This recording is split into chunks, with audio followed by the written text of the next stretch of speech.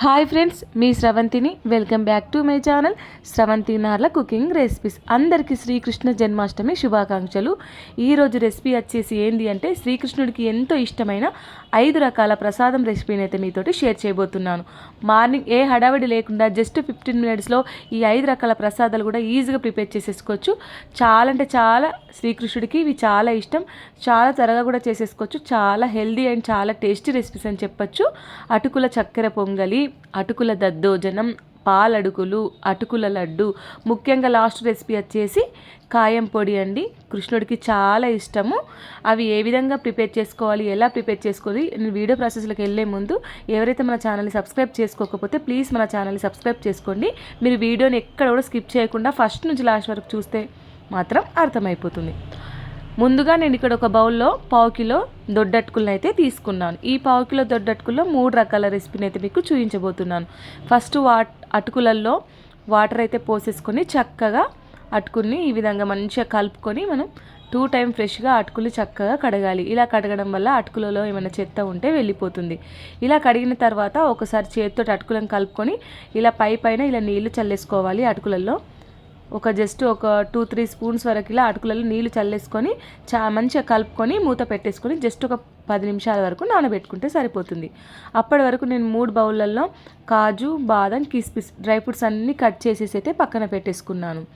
ముందుగా stove on చేసి ఇప్పుడు స్టవ్ ఆన్ చేసి కడాయిలో 2-3 స్పూన్ వరకు అయితే నెయ్యి వేసేసుకుంటున్నాను. హోమ్ మేడ్ నెయ్యి, మీరు ఏ నెయ్యి అయినా వాడచ్చు. మంచిగా నెయ్యి మెల్ట్ అయిపోయిన తర్వాత ఇప్పుడు మనం సన్నగా కట్ చేసుకున్న డ్రై ఫ్రూట్స్ అన్నీ చక్కగా గోల్డెన్ కలర్లో వచ్చేంత వరకు వేయించుకోవాలి. నేను ఇప్పుడు చూపించిన అటుకులకి ఇవి డ్రై ఫ్రూట్స్ అండి. 3 వేయడానికి నేను అన్నీ మంచిగా చక్కగా గీలో అయితే చక్కగా ఫ్రై చేసేసుకోవాలి. మంచిగా స్మెల్ వచ్చేంత వరకు గోల్డెన్ కలర్లో వచ్చేంత వరకు అయితే మనం చక్కగా ఫ్రై చేసేసుకొని వీటిని ఇప్పుడు బౌల్లోకి తీసేసుకొని మనము పక్కన పెట్టేసుకోవాలి.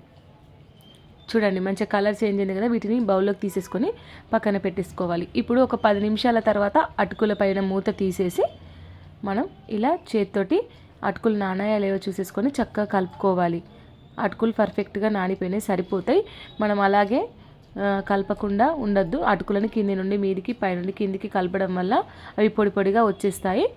చూడండి ఇలా కలుపుకున్న తర్వాత ఈ అటుకులలో 3 రకాల రెసిపీస్ అన్నాను కదా. ముందుగా ఒక బౌల్లోకి తీసేసుకుంటున్నాను. అటుకులు 3 సమానంగా డివైడ్ చేసేసుకుంటున్నాను. ఇంకొక బౌల్లోకి కూడా అటుకులని తీసేసుకొని 3 సమాన భాగాలుగా విడదీసేసుకొని పక్కన పెట్టేసుకున్నాను. ఫస్ట్ రెసిపీ వచ్చేసి ఇప్పుడు ఇక్కడ అటుకుల చక్కెర పొంగలి. ఇప్పుడు మనం వేయించిన తర్వాత డ్రై ఫ్రూట్స్ వేయించిన తర్వాత మనకు నెయ్యి మిగిలిపోయింది కదా.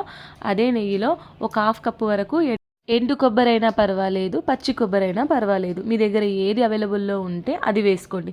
నా దగ్గర పచ్చి కొబ్బరి లేదు కాబట్టి ఒక 1/2 కప్పు వరకు ఎండు కొబ్బరి వేసేసుకొని ఈ నేతిలో చక్కగా గోల్డెన్ కలర్లో వచ్చేంత వరకు, కొంచెం పొడి పొడి అయ్యేంత వరకు ఎండు కొబ్బరిని చక్కగా వేయించుకోవాలి. చూడండి కలర్ అనేది మారింది, మీరు ఒకసారి గమనించండి.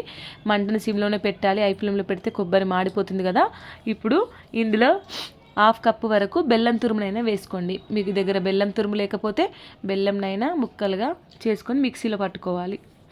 ఇక్కడ బెల్లం తురుము వేసేసుకున్న తర్వాత జస్ట్ 2 స్పూన్స్ వరకు అయితే ఇక్కడ వాటర్ అయితే పోసేసుకొని చక్కగా బెల్లం అండ్ కొబ్బరి 2 బాగా కలిసే విధంగా చక్కగా కలుపుకోవాలి. దీనికి తీగ పాకము ఏ పాకం అవసరం లేదండి. ఈ రెండు మంచిగా వాటర్లో మిక్స్ అయ్యి బెల్లం పూర్తిగా కరిగిపోయిన తర్వాత కొంచెం అప్పటికప్పుడు దంచుకున్న మంచి స్మెల్ కోసం ఇలాచీ పౌడర్ వేసేసి ఇలా చక్కగా కలుపుకున్న తర్వాత ఒక్కసారి ఇట్లా స్టిక్కీగా అంటుకుంటే సరిపోతుంది. 2 బాగా మిక్స్ అయ్యేంత వరకు అయితే సరిపోతుంది. మనకి ఏ పాకం అయితే అవసరం లేదు. ఇలా చక్కగా కలుపుకున్నాం కదా. ఇలా కలుపుకున్న తర్వాత ఇప్పుడు మనం ఇంతకుముందు నేతిలో వేయించిన డ్రై ఫ్రూట్స్ ఉన్నాయి కదా. ఇప్పుడు ఈ బౌల్లోకి వెళ్ళి ఒక 2 స్పూన్ల వరకు డ్రై ఫ్రూట్స్ అయితే ఇందులో వేసేసుకోండి. ఇలా వేసేసుకొని ఒకసారి చక్కగా కలుపుకోండి. ఇలా కలుపుకున్న తర్వాత ఇప్పుడు మనం 3 సమానంగా అటుకులు అయితే పక్కన పెట్టేసుకున్నాం కదా. ఒక బౌల్లో అటుకులు అయితే ఇందులో వేసేసుకొని చక్కగా మంటని ఒకసారి ఆఫ్ చేసేసి చక్కగా మనం కలుపుకోవాలి. ఈ బెల్లంకి అటుకులంతా పట్టే విధంగా చక్కగా కలుపుకుంటే మరొకసారి స్టవ్ ఆన్ చేసి వేడి చేసుకుంటే ఎంతో టేస్టీగా అటుకుల బెల్లం పొంగలి అయితే రెడీ. ఇప్పుడు దీన్ని బౌల్లోకి సర్వ్ చేసేసుకుంటే నంబర్ 1 ఫస్ట్ నైవేద్యం శ్రీకృష్ణుడికి అటుకుల బెల్లం పొంగలి అయితే రెడీ అయిపోతుంది. ఇప్పుడు ఈ బౌల్లో పెట్టేసుకొని పక్కన పెట్టేసుకోవాలి. సెకండ్ రెసిపీ వచ్చేసి అటుకుల పాయసం. సపరేట్గా పాలు పోసి అటుకుల్ని ఉడికించాల్సిన అవసరం లేదండి. ఇప్పుడు మనం ఇంకొక బౌల్లోకి అటుకులు తీసేసుకున్నాం కదా, ముందుగా ఈ అటుకులకు సరిపడా ఒక 1/2 కప్పు వరకు షుగర్ అయితే వేసేసుకోవాలి. షుగర్ వేసుకున్న తర్వాత వేడి వేడి పాలనైతే అటుకులలో ఎన్ని పడితే అన్ని వేసేసుకోండి. నేను ఇక్కడ ఫుల్గా 1 గ్లాస్ వరకు చిక్కటి పాలనైతే తీసుకొని వేడి వేడి పాలను పోసేసాము. అటుకులు సపరేట్గా ఉడికించాల్సిన అవసరం లేదు. ఈ వేడి పాలలో అటుకులనైతే స్మాచర్ లాగా పేస్ట్ లాగా అయిపోతాయి. ఇలా చక్కగా షుగర్ కరిగేంత వరకు మనం చక్కగా కలుపుకొని అప్పటికప్పుడు ఫ్రెష్గా దంచుకున్న ఇలాచీ పౌడర్ కూడా వేసేసుకొని మనం పక్కకు సైడ్కి డ్రై ఫ్రూట్స్ వేయించి పెట్టుకున్నాం కదా, ఇందులో ఒక 2 స్పూన్ల వరకు డ్రై ఫ్రూట్స్ని వేసేసుకొని చక్కగా షుగర్ కరిగేంత వరకు చక్కగా కలుపుకుంటే అటుకుల పాయసం అయితే రెడీ. చాలా అంటే చాలా హెల్దీ రెసిపీ. పిల్లలు స్కూల్ నుండి రాగానే కూడా అప్పుడప్పుడు ఇలా చేసి పెట్టండి, పిల్లలు కూడా ఇష్టంగా తింటారు. ఈ కృష్ణాష్టమి టైంలో కాకుండా కూడా అప్పుడప్పుడు పిల్లలకి ఇలా చేసి పెట్టండి. చాలా అంటే చాలా బాగుంటుంది ఈ అటుకుల పాయసం. చూడండి, సెకండ్ రెసిపీ వచ్చేసి అటుకుల పాయసం రెడీ అయిపోయింది కదా, పక్కన పెట్టేసుకుందాం. థర్డ్ రెసిపీ వచ్చేసి ఇక్కడ అటుకుల దద్దోజనం. ఇంకొక బౌల్లో అటుకులు తీసుకున్నానని చెప్పాను కదా, ఇది చిన్నగా అయిపోయింది బౌలు. ఈ అటుకుల్ని పెద్ద బౌల్లోకి ట్రాన్స్ఫర్ చేసేసుకొని ఇక్కడ అప్పటికప్పుడు ఫ్రెష్గా మనం ఎంగిల్ చేయని పెరుగు, దేవుడికి నైవేద్యం పెట్టాలంటే ఎంగిల్ చేయొద్దు కదా, అప్పటికప్పుడు మనం ఫ్రెష్గా వేసుకున్న తోడు పెరుగు ఉంటుంది కదా, దాన్ని ఒక 2 కప్పుల వరకు చిక్కటి పెరుగుని తీసుకోండి. చిక్కటి పెరుగుని తీసేసుకొని ఇందులో వేసేసుకొని చక్కగా కలుపుకోండి. ఇందులో కొంచెం సాల్ట్ వేసేసుకొని ఇలా చక్కగా ఉండలు లేకుండా చక్కగా కలుపుకోండి. చూడండి, చిక్కటి పెరుగు అయితే దద్దోజనంకి బాగుంటుంది కాబట్టి మీరు చిక్కటి పెరుగు తీసేసుకొని చూడండి, వెన్నెలాగా వచ్చేసింది కదా, ఇలా పర్ఫెక్ట్గా చక్కగా మంచిగా అటుకులు అనేటివి చక్కగా నానిపోతాయి. ఇప్పుడు వీటికి తాలింపు ప్రిపేర్ చేసుకుందాము. దద్దోజనంకి ముందుగా స్టవ్ ఆన్ చేసి ప్యాన్లో జస్ట్ 3 టేబుల్ స్పూన్ ఆయిల్ వేసేసుకోవాలి. ఆయిల్ హీట్ అయిన తర్వాత 1 టేబుల్ స్పూన్ ఆవాలు, 1 టేబుల్ స్పూన్ జీలకర్ర, 1 టేబుల్ స్పూన్ మినప్పప్పు, 1 టేబుల్ స్పూన్ శనగపప్పు, కొద్దిగా ఎండుమిర్చి, ఒక 10 వరకు మిరియాలు, కొద్దిగా కరివేపాకు వేసేసుకొని మొత్తం చక్కగా ఫ్రై చేసేసుకోవాలి. మరి మాడకుండా పప్పులు చక్కగా వేగాలి, మిరియాలు కూడా చక్కగా వేగాలి. మంచిగా ఫ్రై చేసేసుకున్న తర్వాత కొద్దిగా స్టవ్ ఆఫ్ చేసేసి ఇంగువ వేసుకోవాలి. దద్దోజనంకి ఇంగువ వేసుకుంటే చాలా టేస్ట్గా ఉంటుంది. నిజం చెప్పాలంటే అటుకుల దద్దోజనం అయితే వెరీ ఎక్సలెంట్ అండి. చాలా అంటే చాలా టేస్ట్గా ఉంటుంది. మీరు తప్పకుండా అటుకుల దద్దోజనం ట్రై చేయండి. అసలు అన్నంతో చేసిన దద్దోజనం కూడా పనికిరాదండి. అటుకుల దద్దోజనం చాలా అంటే చాలా టేస్టీగా ఉంటుంది, మళ్ళీ హెల్దీ రెసిపీ అని చెప్పొచ్చు. ఇప్పుడు మనం శ్రీకృష్ణునికి నైవేద్యం పెట్టడానికి చేసాం కదా, మీకు ఎప్పుడైనా తినాలనిపిస్తే తప్పకుండా ట్రై చేయండి. ఆ తాలింపుని ఇప్పుడు ఈ అటుకులలో వేసేసి చక్కగా బాగా మిక్సీ అంతా కలుపుకుంటే ఎంతో టేస్టీగా కృష్ణుడికి ఇష్టమైన అటుకుల దద్దోజనం అయితే రెడీ. థర్డ్ రెసిపీ అయితే మనకు చక్కగా కంప్లీట్ అయిపోయింది. చూడండి, చూస్తేనే నోరు ఊరిపోతుంది కదా, అంత బాగుంటుంది. మీరు తప్పకుండా ట్రై చేసేయండి. ఇప్పుడు ఫోర్త్ రెసిపీ వచ్చేసి అటుకుల లడ్డు. ఇప్పుడు ఇదే ప్యాన్ని నేను మంచిగా స్క్రబ్బర్ తోటి కడిగేసుకొని చక్కగా తుడిచేసుకున్నాను తడి లేకుండా.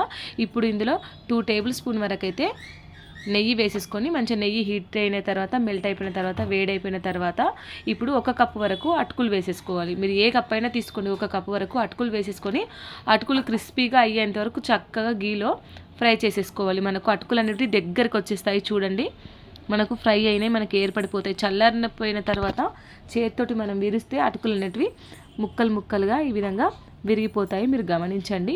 మంచి దగ్గరకు వచ్చేంతవరకు ఫ్రై చేసేసుకోవాలి. చల్లారిపోయిన తర్వాత మీరు విరిస్తే అటుకులు ఇలా చూర చూర అయిపోతాయి. ఇప్పుడు స్టవ్ ఆఫ్ చేసేసి మిక్సీ జార్లోకి తీసుకొని ఒక 5 నిమిషాల వరకు చల్లారబెట్టుకోవాలి. ఇప్పుడు ఇదే నన్షి కడాయిలోకి ఇంకొక 2 టేబుల్ స్పూన్ అయితే నెయ్యి వేసేసుకొని ఇప్పుడు ఏ బౌల్ అయితే తీసుకున్నామో అదే బౌల్ తోటి హాఫ్ బౌల్ తోటి ఎండు కొబ్బరి లేదా పచ్చి కొబ్బరి మీరు ఏదైనా తీసుకోండి. నేను ఇక్కడ ఎండు కొబ్బరి అవైలబుల్లో ఉంది.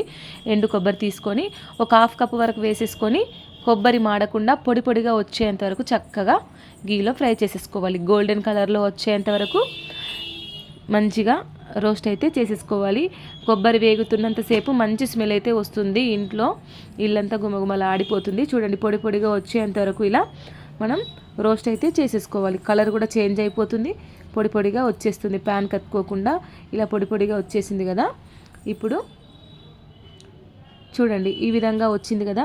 ఇప్పుడు మీరు అటుకుల్ని మిక్సీ పట్టేసుకోండి. చల్లారిపోయింది కదా. మిక్సీ పట్టుకున్న తర్వాత ఈ అటుకుల పౌడర్ని కూడా ఇలా మనం పడితే మనకు సన్నపు రవ్వ ఏ విధంగా ఉంటుందో ఆ విధంగా పౌడర్ వస్తుంది. అటుకుల పౌడర్ని కూడా ఇందులో పూర్తిగా వేసేసుకోవాలి. ఇలా వేసేసుకున్న తర్వాత మీరు ఏ కప్ అయితే తీసుకున్నారో ఆ కప్పుతోటి 1/2 కప్పు వరకు బెల్లం తురుము తీసుకోండి. మీ దగ్గర బెల్లం తురుము లేకపోతే మన ఇంట్లో బెల్లం అయితే ఉంటుంది కదా నార్మల్గా, ఆ బెల్లంని ముక్కలుగా చేసుకొని ఈ అటుకులతోటే మిక్సీ పట్టుకోండి. నా దగ్గర అంటే బెల్లం తురుము ఉంది కాబట్టి పట్టాల్సిన అవసరం లేకుండా డైరెక్ట్ ఇందులో వేసేసి ఈ మూడింటిని బాగా మిక్సీ అయ్యేంత వరకు చక్కగా కలుపుకోవాలి. 1 కప్కి 1/2 కప్పు బెల్లం తురుము సరిపోతుంది. ఇలా బాగా మిక్సీ అయ్యేంత వరకు చక్కగా కలుపుకున్న తర్వాత ఇందులో కొంచెం ఇలాచీ పౌడర్ని వేసుకోండి. అలాగే మనం పక్కకు సైడ్కు డ్రై ఫ్రూట్స్ని వేయించాం కదా, మిగతా డ్రై ఫ్రూట్స్ని మొత్తం ఇందులో వేసేసుకోవాలి.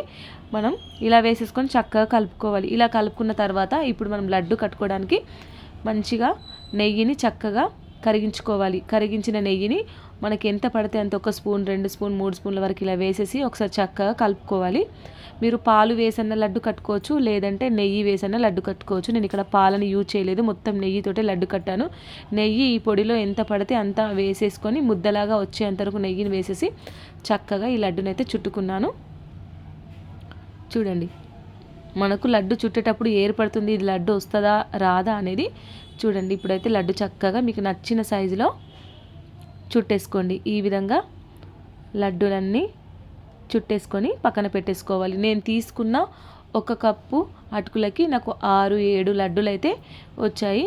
కృష్ణుడికి ఎంతో ఇష్టం కదా అటుకుల రెసిపీస్ అంటేనే, శ్రీకృష్ణుడికి అయితే చాలా ఇష్టం కాబట్టి నేను ఇక్కడ 4 రకాల అటుకుల రెసిపీస్ అయితే మీకు ప్రిపేర్ చేసి చూపించాను. ఇక్కడ అన్ని లడ్డూలు అయితే ప్రిపేర్ చేసేసుకొని పక్కకు ప్లేట్లో పెట్టేసుకున్నాను.